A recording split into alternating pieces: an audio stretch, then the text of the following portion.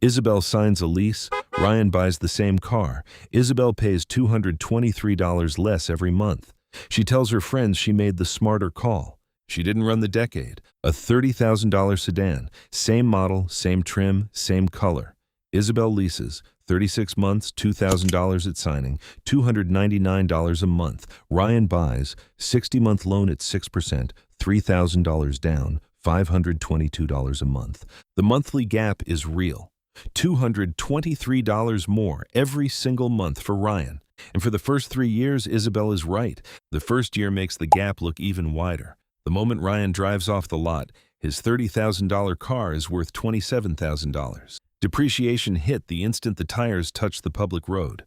By the end of year 1, it is $23,000. His loan balance is still $22,000 at the end of year 2. He owes more than the car is worth. That is called being underwater. Isabel has no such problem. She cannot be underwater. She never owned anything to sink. The early picture favors Isabel in every frame she looks at. Her position in those same 2 years, clean, no depreciation risk, no loan balance threatening to exceed the car's value. Whatever the car is worth when the lease ends is the dealer's problem, not hers. That structure is real protection in the short run. It is also precisely how the trap is designed. The short-run math is genuine. The structure that makes it attractive is the same structure that costs her $52,000 over 10 years. That is where the math ends for most people. That is also where the trap begins. By month 36, Isabel has paid $12,764 total. Ryan has paid $21,792. Isabel is $9,028 ahead on paper. She feels it. She talks about it. She does not run what comes next. For 3 years, the math agrees with her. The car is new. Maintenance is covered under warranty. Nothing breaks. Nothing costs extra. Ryan is still paying $522 while Isabel pockets the gap every month. The logic holds in every conversation she has about it. What comes next is the crossroads. Isabel's lease ends. She goes back to the dealership. The salesperson knows her name. The process takes 2 hours. She drives home in a car that smells new with a payment of $310 a month. Slightly higher, slightly newer, same structure. She put another $2,000 at signing. She does not calculate the running total. The monthly number still looks manageable. That is the point. Ryan still has his car. He has 2 years left on his loan. Here is what Isabel does not see. The moment she signs lease 2, her financial position changes permanently. She is no longer ahead. She is in a cycle that, by design, never ends. And if life changes mid-cycle, a job loss, a relocation, a family that suddenly needs a different vehicle, the exit cost is immediate and brutal. Getting out of a 36-month lease in month 14 means paying the equivalent of the remaining 22 monthly payments. Not a prorated settlement, not a negotiated exit, the full remaining balance, due now.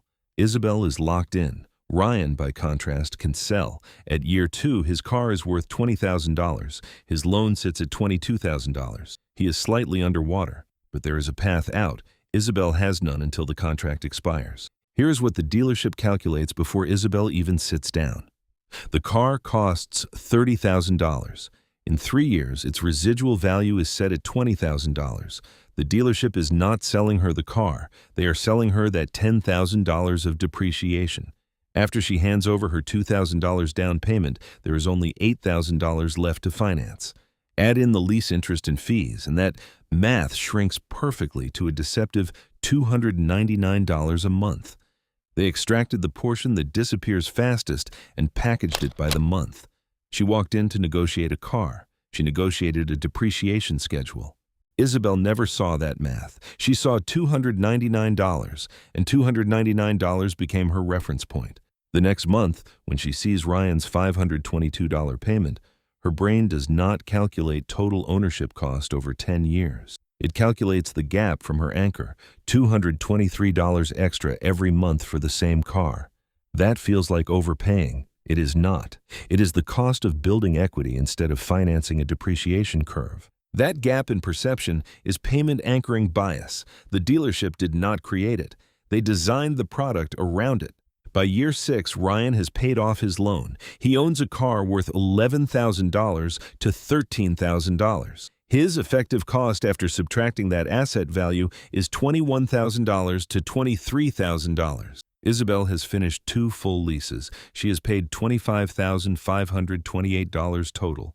She owns nothing. She is signing lease 3. The score at year 6, Ryan is ahead by $2,000 to $4,000, and he holds an asset. Isabel holds a monthly payment and a new car she will return in 18 months.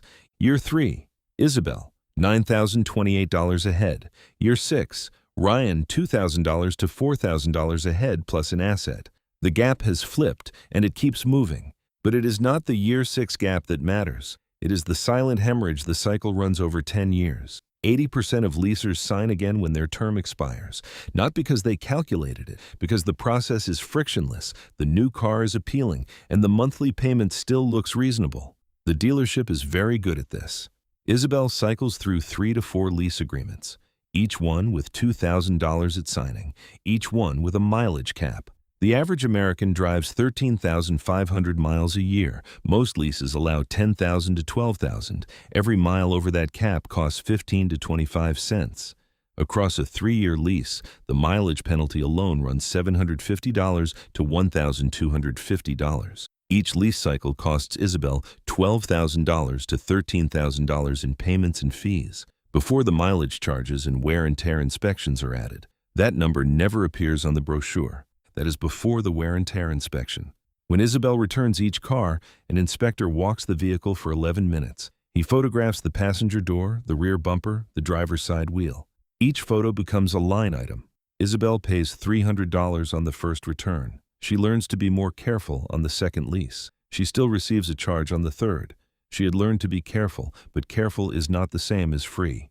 And when she walks away from a leased car without leasing another from the same dealer, a disposition fee, $300 to $500, to process and resell a vehicle she never owned. She pays them to take it back. These numbers do not appear on the brochure she studied at the dealership. Over 10 years, Isabel spends $45,000 to $52,000. 3 contracts, 3 signing days.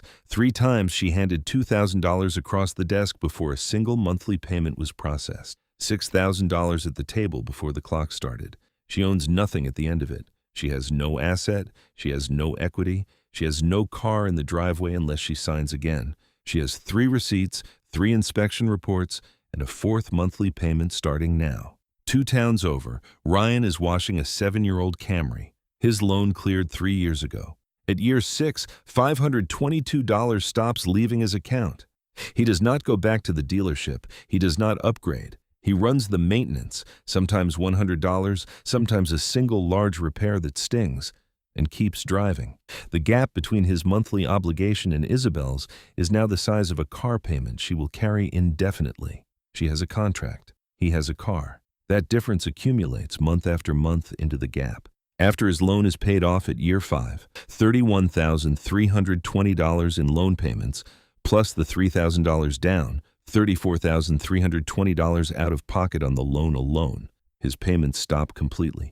His costs shift to maintenance and repairs. A typical sedan runs $100 to $150 a month once the factory warranty lapses. Most months it is less. Some months it is a $2,000 transmission repair that wrecks the budget for that quarter. Over 5 years, that maintenance totals $10,000 to $14,000. Lumpy, unpredictable, but quantifiable.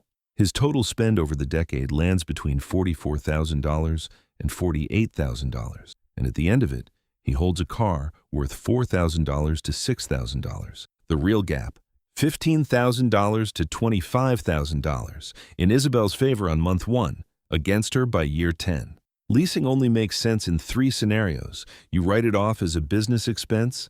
You are driving a high-maintenance luxury car where warranty coverage offsets the cost, or you know with certainty you are moving in 36 months.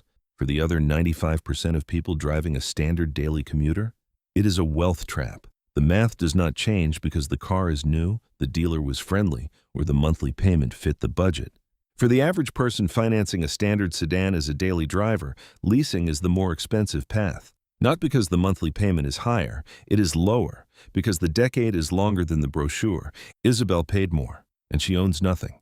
She is at the dealership again, The salesperson shows her 3 trim options. The base model is $289 a month. She feels like she's getting a deal. Her payment anchoring bias is still telling her she made the smart call. Run the full decade. Ryan's car is not glamorous. It is 7 years old. The paint has a small scratch near the rear bumper. It needs maintenance. Some months, the maintenance is expensive.